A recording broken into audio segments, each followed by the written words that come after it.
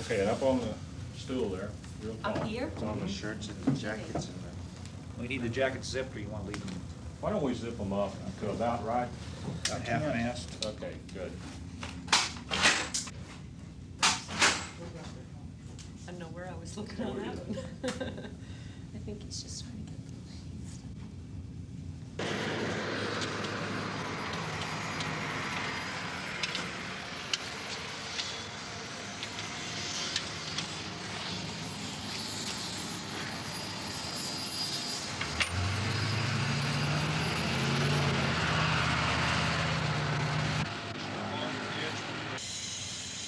Let's see. There's nothing really over here that you need to worry about. This is your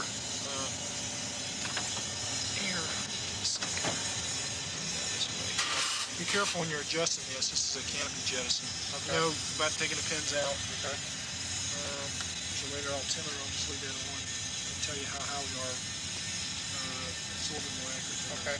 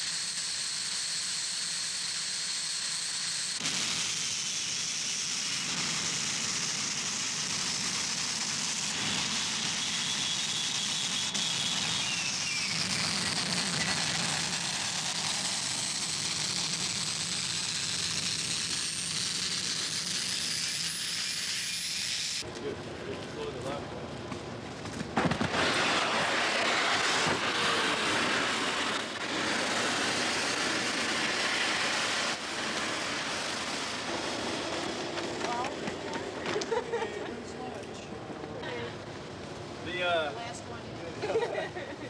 Such a nice family way.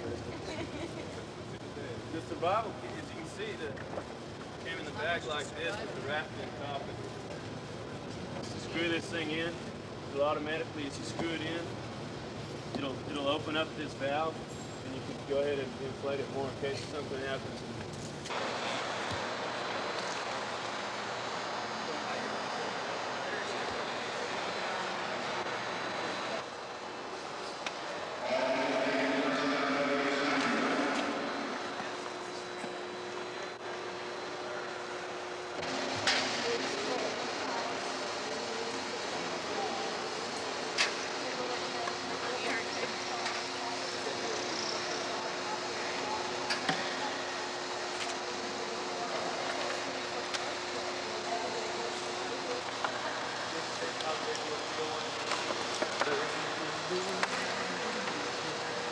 Y'all catch you later.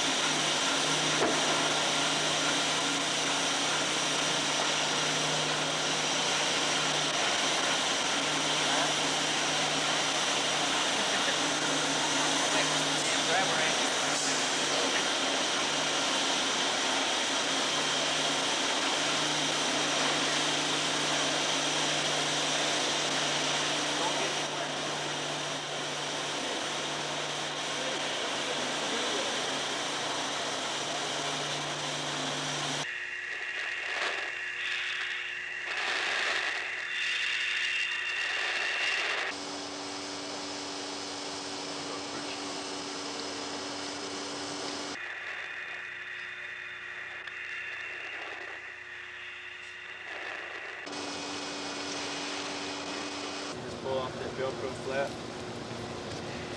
Unstow the descent control tether and rope bag. That's your sky gear. Throw the rope bag overboard.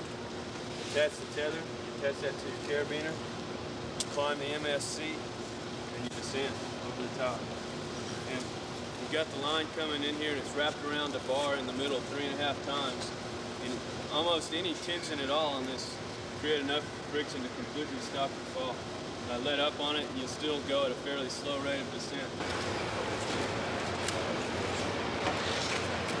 Let me do a couple of things here.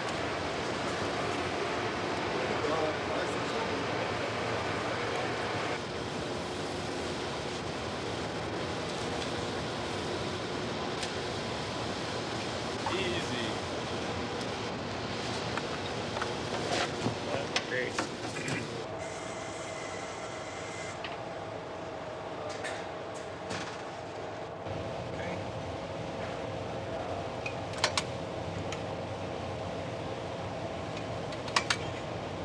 Should be about 60 feet.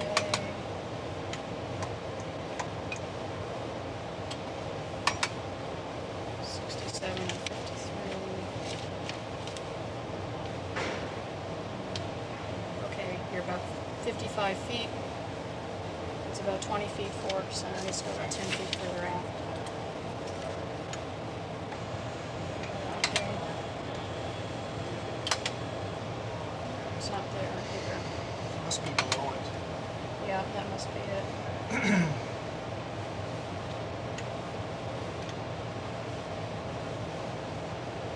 Okay, about 40 on B. And 35 on A. Actually, it drifted aft a little bit.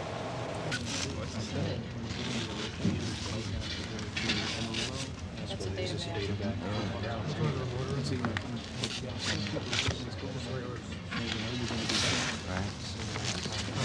16. How many of them, Dick? How many? We all have those kinds of. You're gonna have every kind of picking one of them. Pretty good. You know, they're not in here because we're not full of flat. Okay, is red the indoor? But, you know, you'll see things at this same kind of time frame as you're seeing it now. It does look different. They'll start collecting around the balls. No way. No way. This is Dr. Bill's, this will be a kind of, Like I say, the bag will look different. It's a bigger bag. okay, so all three DSOs are going to be the same. Yes, sir.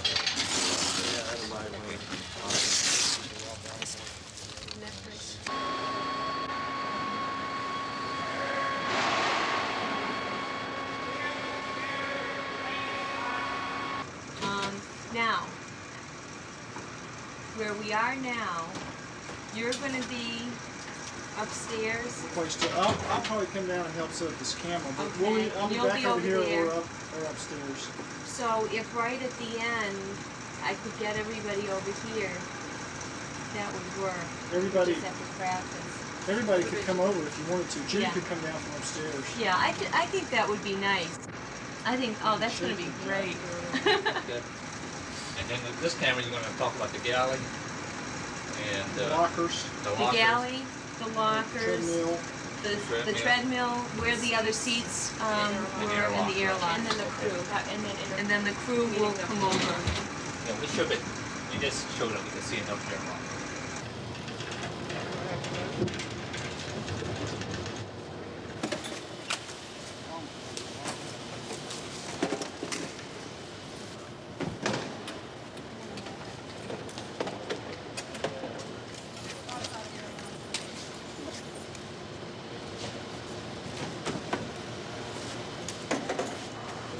I didn't realize it'd be so slippery. I should have held on tighter.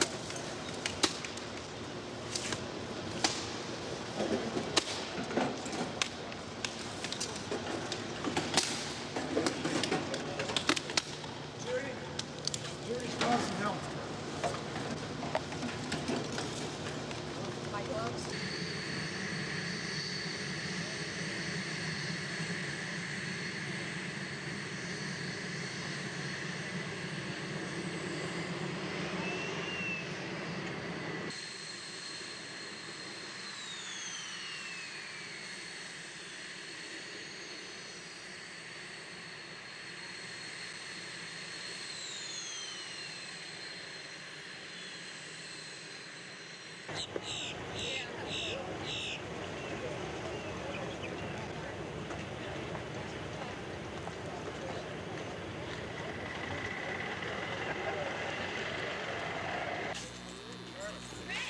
Good afternoon. I'd like to introduce to you the commander of STS-51L, Commander Dick Scobee, who will introduce the rest of his crew, and they'll say a few words.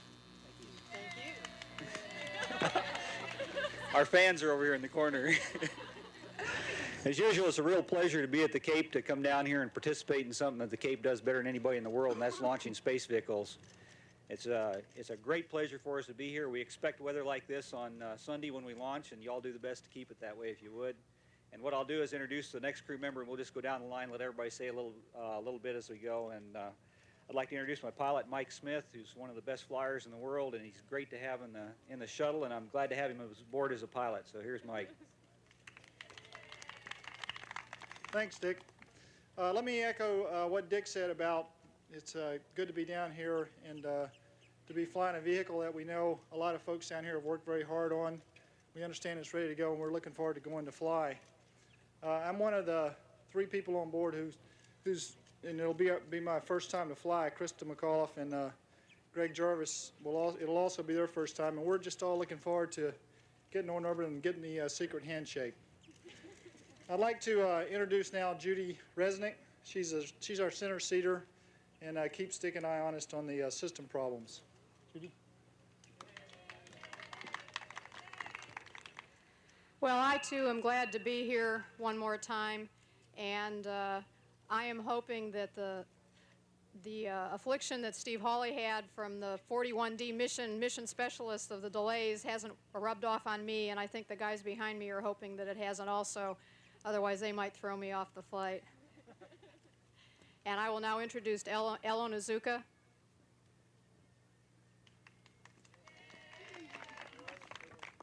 Let me say that it's really a pleasure to be back. Looking forward to going to fly this one.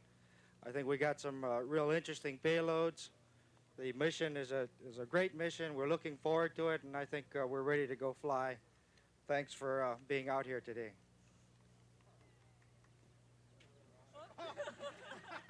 I forgot the one thing I was supposed to do. Let me introduce Ron McNair, who is going to be doing a lot of work with the Spartan Halley mission and carrying on a lot of the experiments that will be going on in the crew compartment.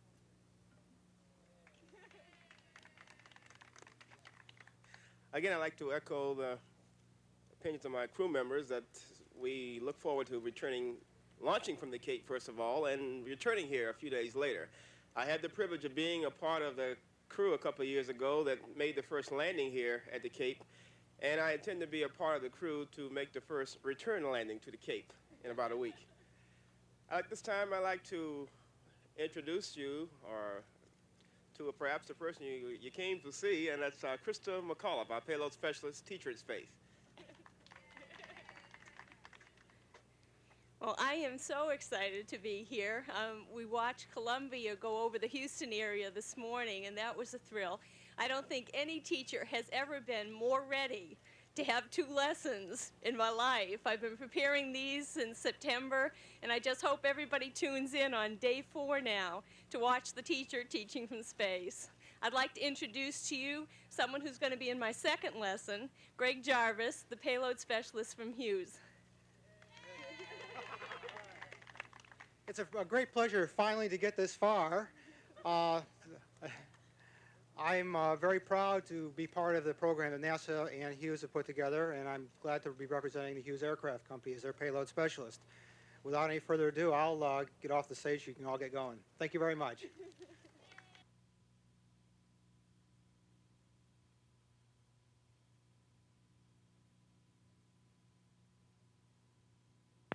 And then we have Commander Dick Scobee sitting beside pilot Mike Smith in front of the traditional cake featuring Halley's Comet and an apple for the teacher.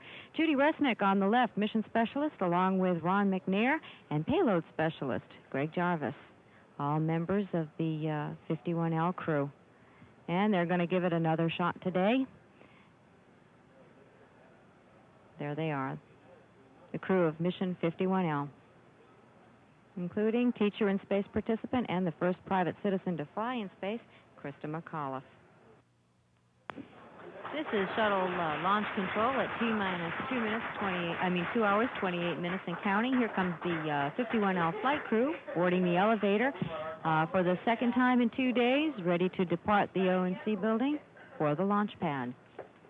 And they'll ride down the 3 floors to the main level, where they will exit the O&C building, traditionally met by the members of the media who are standing by, waiting to document. And this is the work crew here that has been very active in preparing the 51L mission at the Operations and Checkout building. The payloads, which include a TDRS satellite, Spartan Halley experiment. And here comes the flight crew now. Commander Dick Scobee, followed by Mission Specialist Judy Resnik, Ron McNair, pilot Mike Smith, followed by Christa McAuliffe, teacher in space, Ellison Onizuka, and payload specialist Greg Jarvis. Big smiles today. Confidently getting into the van. They're going to go out to that pad and attempt a second try. Second try at launch today. It'll take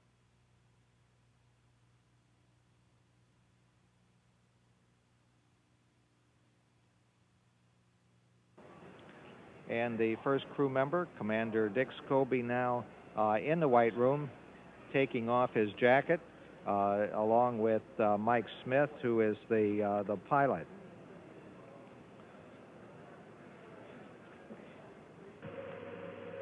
T-minus 15 seconds. T-minus 10, 9, 8, 7, 6. We have main engine start. 4, 3, 2, 1, and liftoff. Liftoff of the 25th Space Shuttle mission, and it has cleared the tower. Control program. Roger, roll, Challenger. Good, roll program confirmed.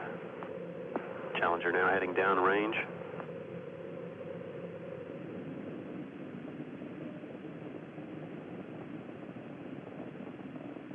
Engines beginning throttling down now at 94%. Normal throttles for most of the flight, 104%. We'll throttle down to 65% shortly. Engines at 65%, 3 engines running normally, 3 good fuel cells, 3 good APUs. Velocity 2,257 feet per second. Altitude 4.3 nautical miles. Downrange distance 3 nautical miles.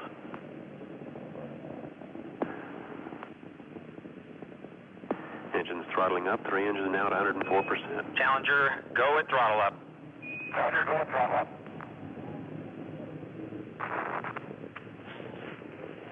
One minute 15 seconds. Velocity 2,900 feet per second. Altitude 9 nautical miles. Downrange distance 7 nautical miles.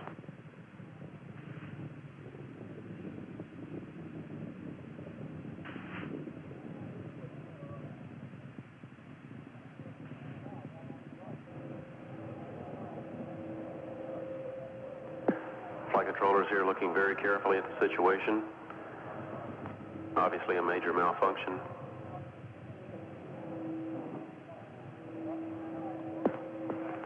We have no downlink.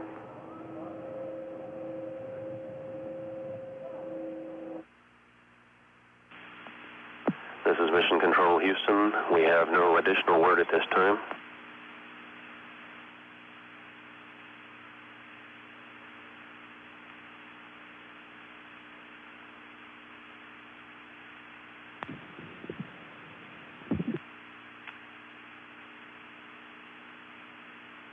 Reports from the flight dynamics officer indicate that the vehicle apparently exploded and that impact in the water at a point approximately 28.64 degrees north, 80.28 degrees west.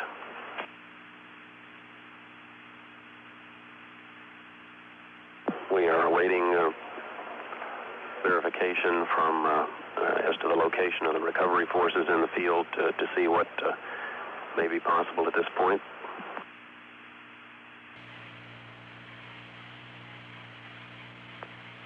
Liftoff confirmed. Liftoff. Houston Challenger, roll program. Roger, roll, Challenger. Good roll, flight. Rog, good roll. 3 at 65. 65, Fido. TDL confirms throttles. Thank you. Challenger, go at throttle up. Roger, go at throttle up.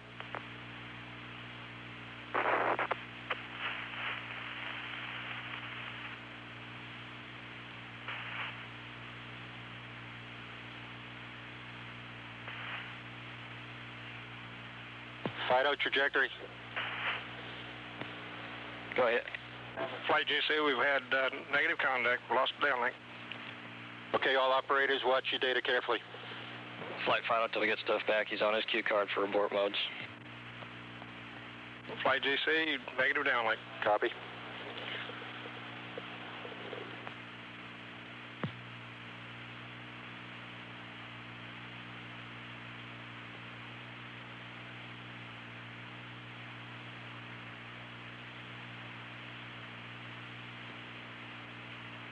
Flight Fido. Go ahead. RSO reports vehicle exploded. Copy. Fido, can we get any reports from recovery forces? Stand by.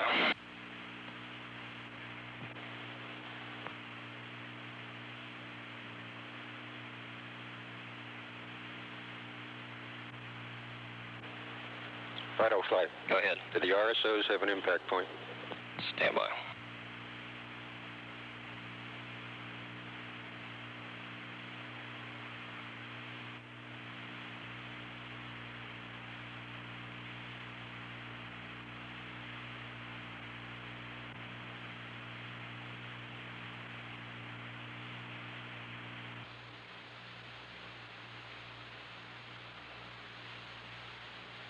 Okay, everybody, stay off the telephones. Make sure you maintain all your data. Start pulling it together.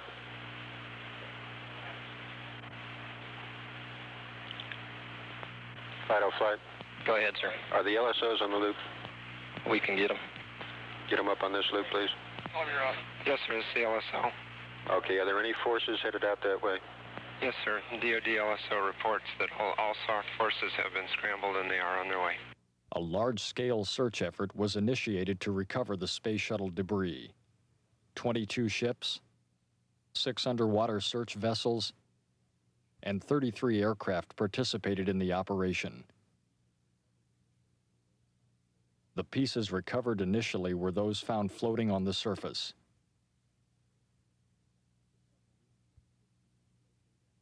The submarine fleet was used to locate and inspect underwater debris. Objects identified as being important to the investigation were retrieved.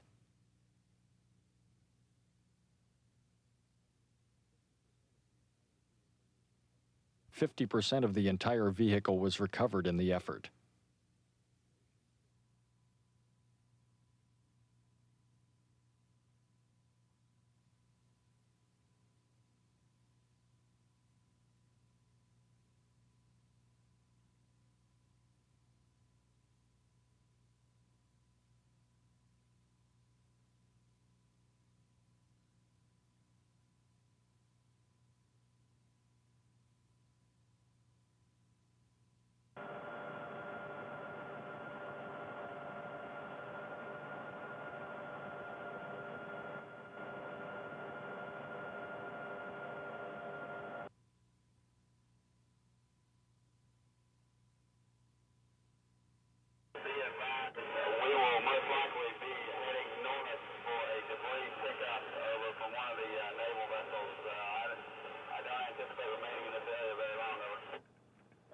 Roger, point Charles. Copy. We'll advise when we have any further. 429. Come around to 000, 1800 RPM. Okay, we're going to try to catch up to the point we're off. That'd be great.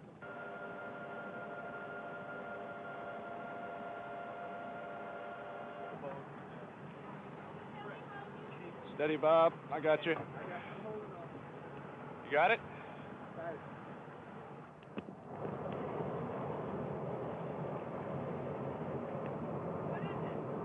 No idea, man.